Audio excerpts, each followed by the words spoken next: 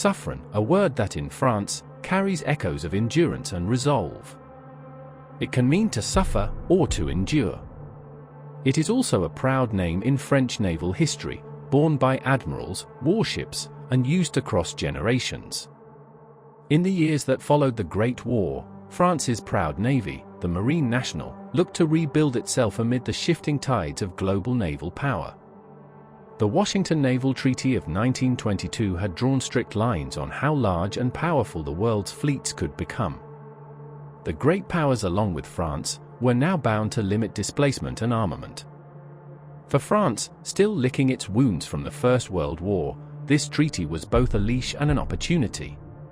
The French wanted modern, swift cruisers to patrol their far-flung empire, ships that could defend colonial routes and display the tricolour across the world's oceans.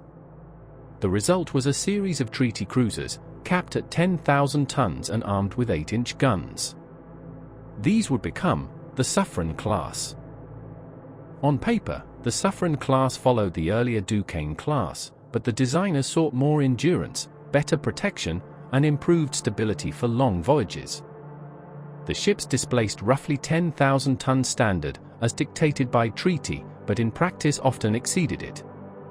Their hulls were long and narrow, with tall, raked funnels and a distinctly French silhouette that made them look faster than they were. During trials, the Suffren herself reportedly achieved nearly 36 knots, a remarkable figure, though this was never repeated in regular service.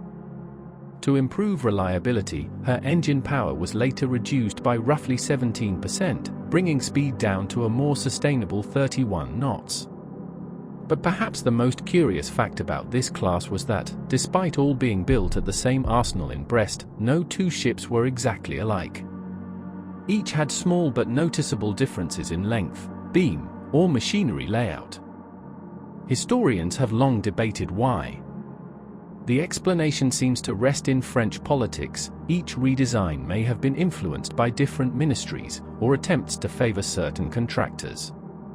It became a running joke among French naval officers, même les sœurs ne se ressemblent pas, even sisters do not look alike. Their armor protection was modest. A 50mm belt and 25mm decks would not withstand 8-inch fire for long. Yet they were far better protected than their predecessors.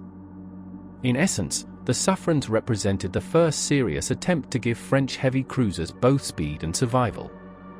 They carried 8 203mm guns in 4 twin turrets, with a secondary battery of 8 90 or 75mm anti-aircraft guns and a pair of triple torpedo launchers.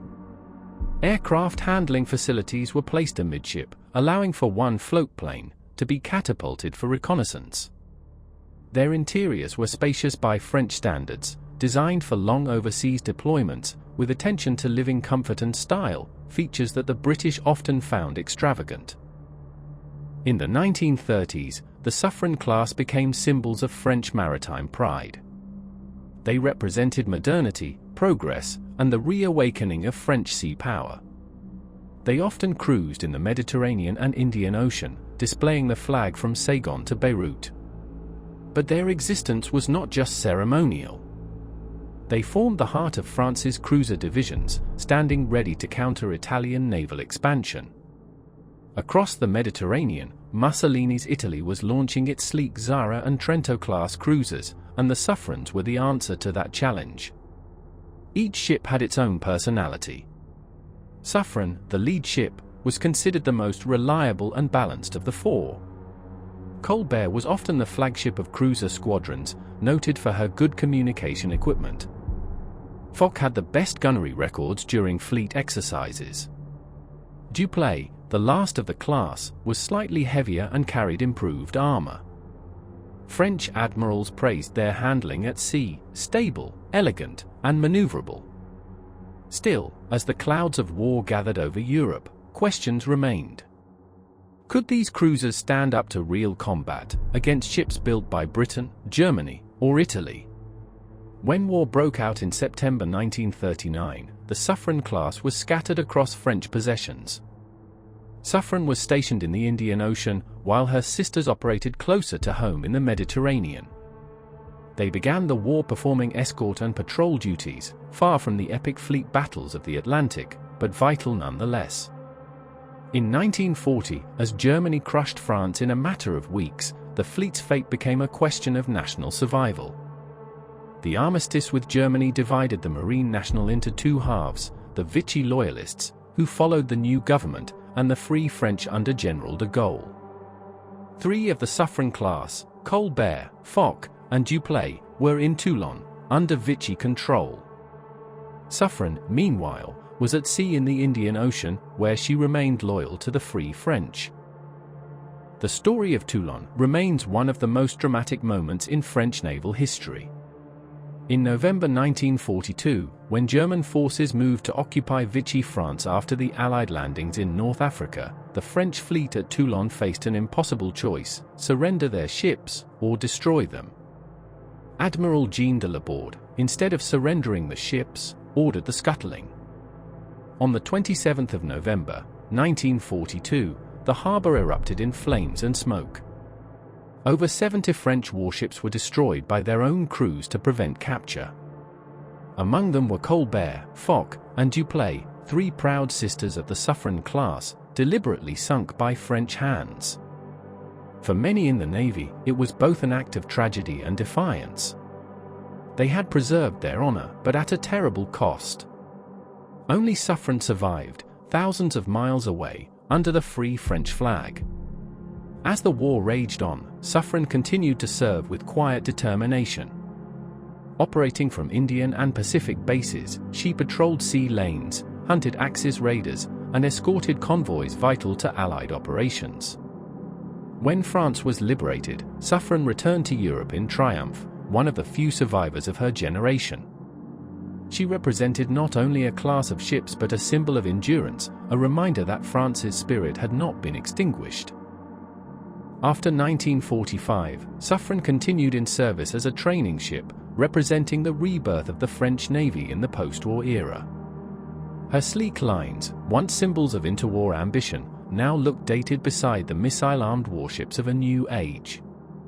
She was finally decommissioned in 1962, having served her country for more than 3 decades.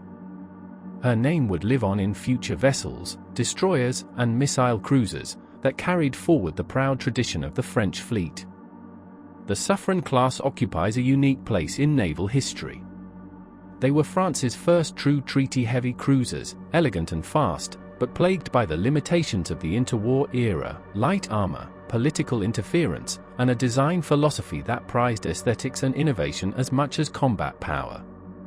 Their varied dimensions and mechanical differences were a perfect metaphor for France itself during the 1930s: brilliant, creative, yet sometimes chaotic. In combat, they achieved little compared to the great fleets of Britain or Japan, but their story is deeply human, one of divided loyalties, national pride, and sacrifice. In the fire and smoke of Toulon, the Suffren-class met its destiny. Only one emerged to sail again under a free flag. And for that, Suffren herself became more than a ship. She became a survivor of a divided navy, a floating emblem of France's endurance. They were born of treaties and politics, tested by war, and destroyed by their own hand. Yet in the lonely figure of Suffren, steaming proudly beneath the cross of Lorraine, we glimpse the soul of a nation that refused to yield. The Suffren-class heavy cruisers, elegant, tragic, and unmistakably French. From the gun decks to the bridge, every story we tell honors those who served. If this tale made you feel the salt and steel of history, give it a like, and if you're not yet part of our channel's convoy, subscribe and join the ranks. More powerful stories await.